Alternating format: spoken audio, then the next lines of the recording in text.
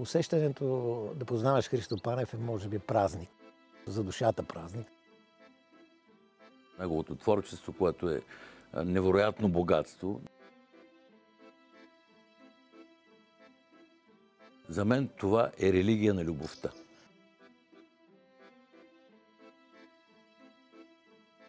Това е смисъла, според мен, на нашето присъствие на тая земя.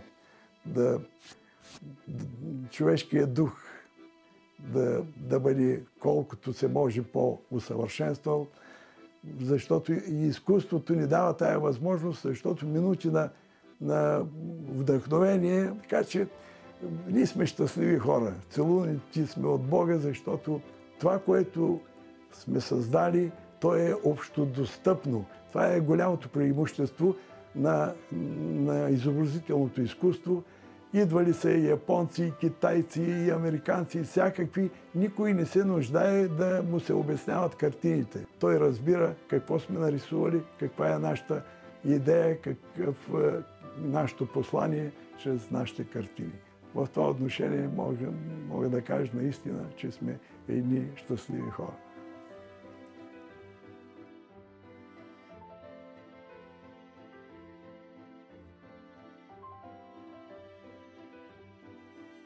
За радост всеки изминат ден този удивителен човек показва величието на българския дух. Мога да кажа, че човек се докосва до Бога сякаш. Защото много от нещата, които когато ги завърша и ги гледам и някак си аз самия се чудя как стана тая магия, и сякаш не съм я правил аз, а някой ми е движал ръката. Дето се казва, Божията звезда може би ми е движала ръката.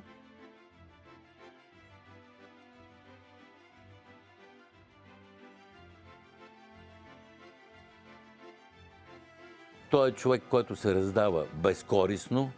Свидетелство за това е и монументалната епопея, която той с брат си заедно завършиха в родното си село и в стотици други изражания, които се кореспондират и в Велико Търново, и на морето, а в Камен бряг и къде ли не още.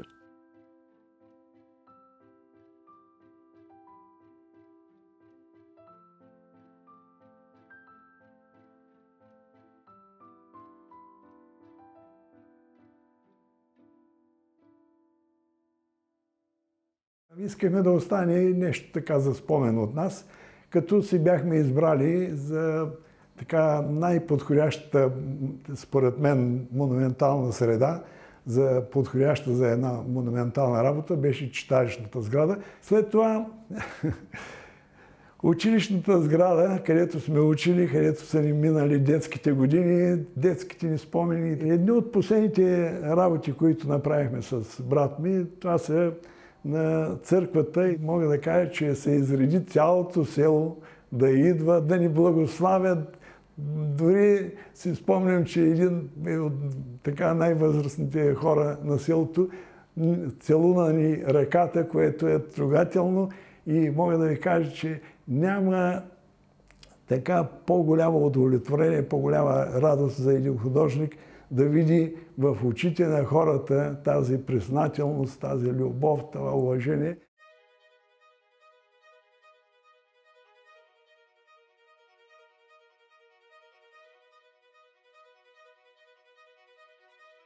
Като се замисля колко добре би било, ако всички хора на изкуството, и не само хората на изкуството, всички биха имали едно такова отношение към родните си места и не само към родината. Тя би станала едно приказно място. Едно много хубаво място, което ще бъде привлекателно и с което всички ще се гордеем, защото в крайна сметка основното нещо, с което се гордее, то е делата му. Това, което е оставил след себе си и децата, разбира се.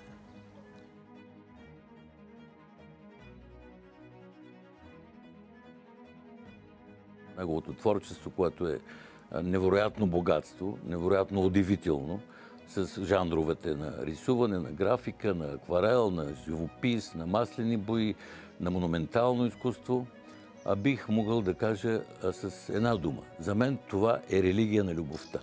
И тя стои в основата на неговото изумително творчество, насочено най-вече към бъдещето. Кое ме е вдъхновявало в изкуството, мога да кажа, че аз лично се чувствам като един чиновник. От сутрин аз влизам в ателието, това е храма на моите изповеди. Аз никога не чакам да бъда вдъхновен и тогава да влезна в ателието си да работя. Вдъхновението го предизвиквам. Библейски сюжети, гръцката митология, темата за любовта, за майчинството, за музиката, всички тези неща са за мен така едно предизвикателство. Направих и 30 картини на тема Дон Кихот.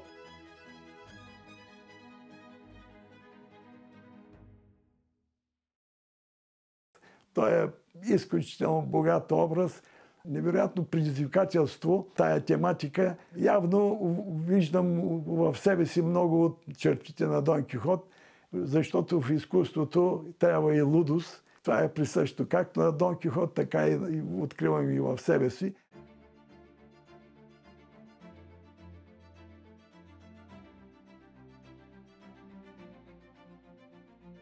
Усещането да познаваш Христо Панев е, може би, празник.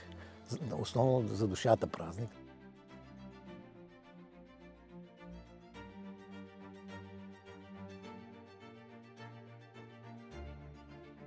Ние имаме едно дълготрайно, дългогодишно, бих казал, половинвековно приятелство, че нашето приятелство от десетилетие между мен и него, с съпругата му Иваничка, че той е един от водещите български художници и ще бъде една от значимата фигура в измерението на нашето изкуство. Неговата всеотдайност граничи с пословична скромност. Христо не е оценяван достатъчно много по всички линии. Като казвам по всички линии, мога да цитирам десетки примери, но бих се въздържал. Нямам предвид ордени, нямам предвид медали, нямам предвид морални отличия. За голямо съжаление той ги получава в чужбина, както повечето наши интелектуалци, по-малко в родината си. И за голямо щастие пък неговите земляци го обичат повече, отколкото всички други академични среди.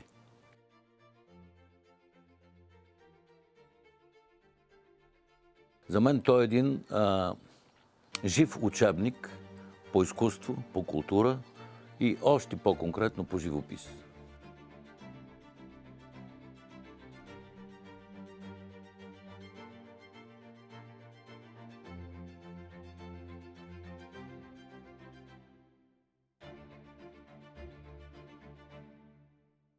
Срещата ми с него е една среща с една епоха на възраждането. От уния люди, дете вече ги няма в това.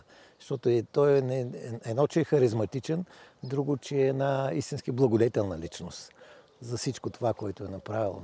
Той е един истински възрожденец. Истински, в буквалния смисъл. Още повече с тази харизма на Колев, като го видите и с това. Той е просто излъчвано, не само излъчвано, има дела зад себе си, има нещо сторено, което е. Като сме коментирали с специалисти, това нещо тепърва ще се изследва, ще се изчислява, но делението на едни съвременни цени като квадратура и като средства и като материали, които са в тази област вложени, някъде се смята, че около $500 000 са парите, които са вложили в това нещо като дарение. Така че това е едно огромно дарение. Ние хора с едните си ръце и с единия си талант да свършат нещо такова.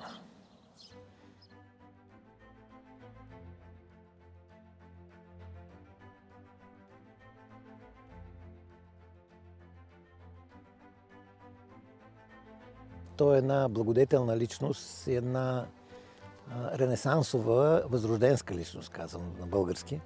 За онези години, когато са живели онези благодетелни хора, той не само, че има харизмата на такъв излъчването, но честно казано, наистина е такъв. И творбите му и всичко това, което е свършил напълно безвъзмездно за селото и на други места, говори за това. И това е една надежда за мен, че България не си отива, защото имаме такива хора, които са пример за... Той е посветен в един вид, той е посветен на това служение на изкуството.